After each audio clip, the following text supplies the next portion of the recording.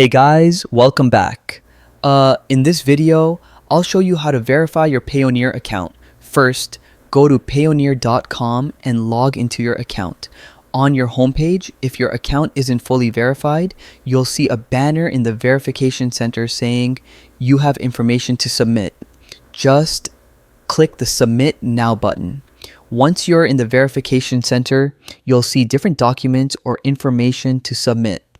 For example, if you want to receive eBay payment smoothly, click Submit and follow the on-screen steps.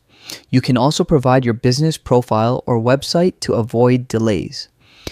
To keep your Payoneer account running smoothly, you'll need to submit a government-issued photo ID. Depending on your country, options might include a driver's license, passport, or national ID.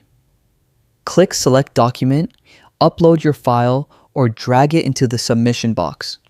Payoneer provides examples for submitting your IDs, so make sure to follow them.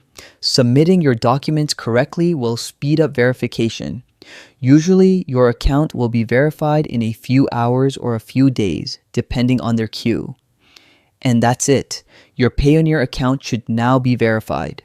If you found this video helpful, hit the like button, subscribe, and check out our next tutorials for more tips on managing online accounts.